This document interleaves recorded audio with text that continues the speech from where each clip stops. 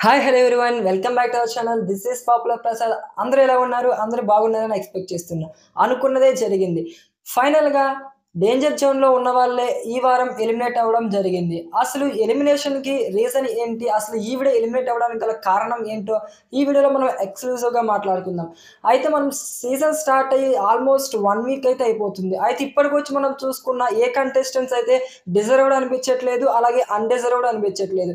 అంటే ఒక కంటెస్టెంట్‌కి ఈ పాటికి ఒక ఫ్యాన్ ఫాలోయింగ్ అనేది ఫాలో అవుతూ ఉండాలి. బట్ అది చూసుకుంటే ఆడియన్స్ చాలామంది ఇంకా కన్‌ఫ్యూజ్ అవుతూనే ఉన్నారు. ఎవరికి సపోర్ట్ చేయాలో కూడా తెలియడం లేదు. చాలామంది ఏం ఎక్స్‌పెక్ట్ చేశారంటే, ఈ వారం వినాయక చవితి సెలబ్రేషన్స్ ఉన్నాయి. సో, ఎలిమినేషన్స్ కూడా ఉండదు. అలాగే నామినేషన్స్ కూడా చాలా లేట్‌గా స్టార్ట్ అయ్యాయి. ఓటింగ్ పోల్స్ కూడా చాలా లేట్‌గా ఓపెన్ అయ్యాయి. వెన్స్‌డే నైటు అంటే కేవలం 2 రోజులు మాత్రమే ఓటింగ్ జరిగింది.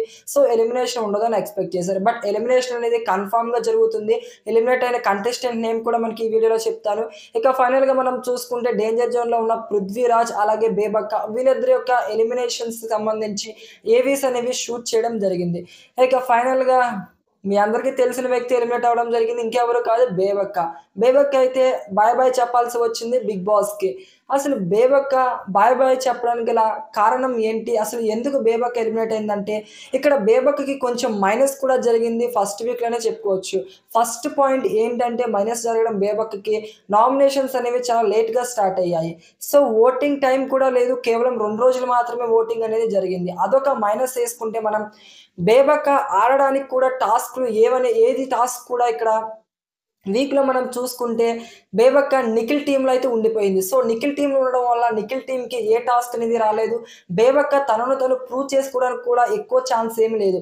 అసలు ఇంతకే బేబక్క ఎలిమినేషన్ కొంప ముంచిన ఆ కారణం ఏంటి అంటే పప్పు.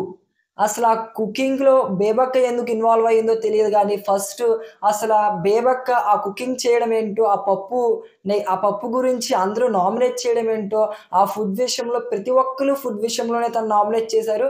ఫైనల్‌గా తనని ఇంటి నుంచి బయటకైతే పంపించేశారు. మరి బేబక్క ఎలిమినేషన్‌పై మీ యొక్క ఒపీనియన్ కింద తప్పకుండా కామెంట్ చేయండి. ఇది అన్‌ఫెయిర్ ఎలిమినేషనా? ఫెయిర్ ఎలిమినేషనా? బేబక్క ఎలిమినేషన్‌పై మీ యొక్క ఒపీనియన్ కామెంట్ చేయడం మాత్రం మర్చిపోకండి. అలాగే ఇలాంటి మరిన్ని అప్డేట్స్ కోసం మన ఛానెల్‌ని సబ్స్క్రైబ్ చేసుకోండి. అలాగే వీడియో లైక్ చేయండి. ఉంటా. Bye bye guys.